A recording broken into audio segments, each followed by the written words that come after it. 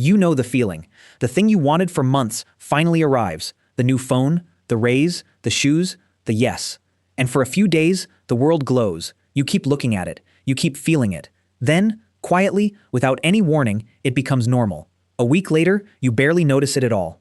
Nothing went wrong. You got exactly what you asked for, but the glow faded, and somewhere underneath, a new want was already waking up. So this video is about that fading, why the finish line keeps moving, why we work so hard for things that stop mattering so fast, and why this is not a flaw in you, but an old design running exactly as it was built to run. So let's start with the most famous test of all. In 1978, 3 researchers named Philip Brickman, Dan Coates, and Ronnie Janoff-Bulman went looking for the happiest people they could find. They interviewed 22 people who had won the Illinois lottery, some of them up to $1 million. Then they compared those winners to 22 ordinary neighbors and to 29 people who had been paralyzed in accidents. If money and luck decide happiness, the winners should have been floating. But they were not. On a happiness scale from 0 to 5, the winners scored 4.00. The ordinary neighbors scored 3.82. Barely a gap. And here is the strange part.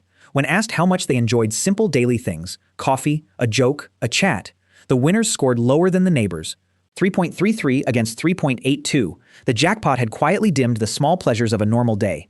Now, we should be careful here. This does not mean joy always dies in 2 weeks. Some winners were asked years later, not days. It does not mean money is useless. It means the mind adjusts. The extraordinary becomes the new ordinary, and the eye moves on.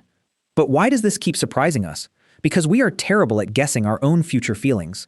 In 1998, a Harvard researcher named Daniel Gilbert studied exactly this, what he called affective forecasting. In one test, he followed voters after a governor's election in Texas. The people whose side lost predicted how sad they would be a month later. They guessed 4.07 on his scale, real misery. So a month passed, and Gilbert asked them again.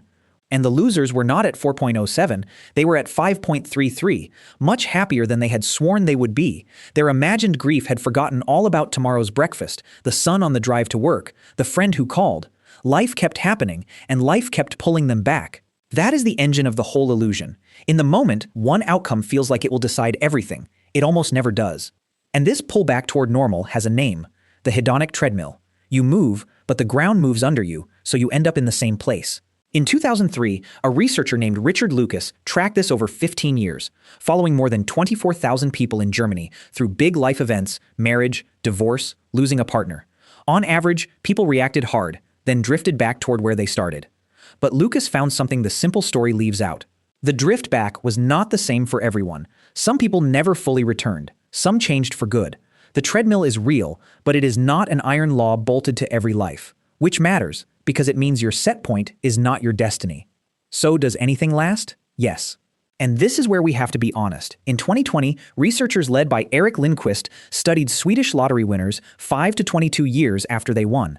A prize of $100,000 did raise how people judged their lives overall and raised their sense of financial calm even more. That lift did not fade over the years, but the effect on day-to-day mood, the actual feeling of a Tuesday afternoon, was small and unclear. And this lines up with the biggest happiness numbers we have.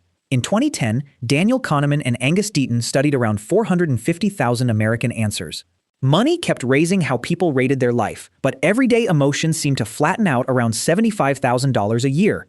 Then in 2021, a researcher named Matthew Killingsworth gathered over 1.7 million real-time reports and found everyday feeling kept rising with income after all.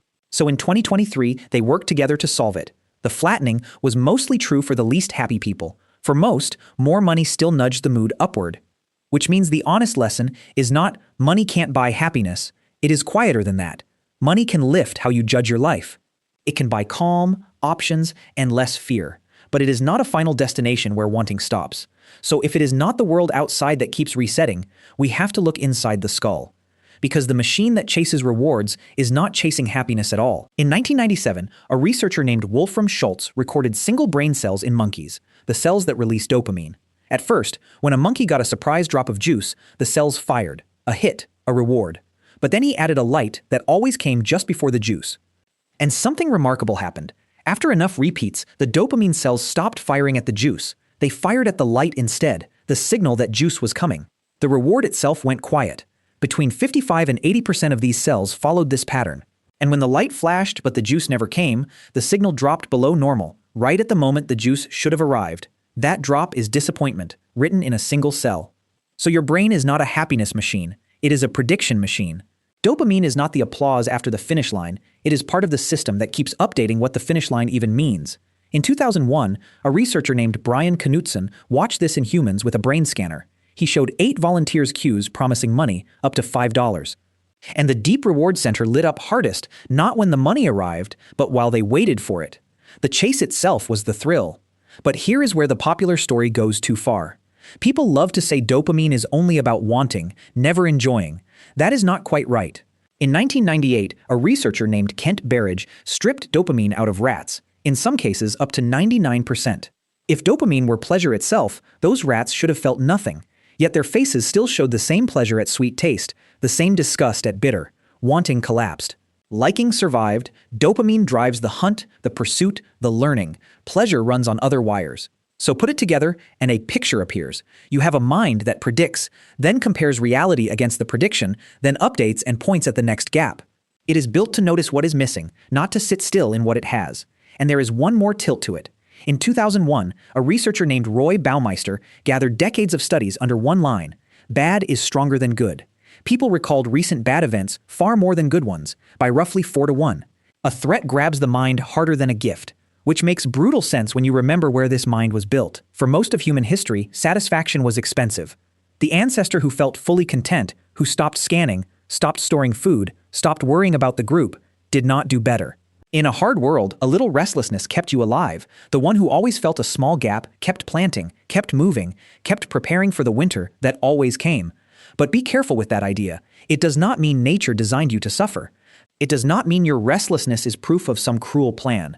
It means natural selection quietly favored minds that keep tracking gaps, risks, and chances. That tracking can feel like unrest. It kept your line alive for 100,000 years. So what do you do with a mind like this? Not fight it. You cannot delete a system this old. But you can stop worshiping the carrot once you see the string. The point was never to reach a place where wanting stops, because that place does not exist, and it was never supposed to. Because the treadmill is not a curse. It is the reason anyone is here to feel it. Your ancestors were the ones who never sat fully still, who always reached for a little more. The same restlessness that dims your new phone in a week is the engine that built cities, medicine, music, and you. It was never meant to hand you a final, permanent glow. So the next time the thing you wanted goes quiet, do not read it as failure. Nothing broke. Your mind simply did what it has always done, took the new normal, and turned to look at the horizon again. Chase the goals that quietly make your whole life steadier. Health, people, meaning, calm, not just the ones that shine in your imagination. The satisfaction was never the point. The motion was, and the motion is what carried us the whole way here.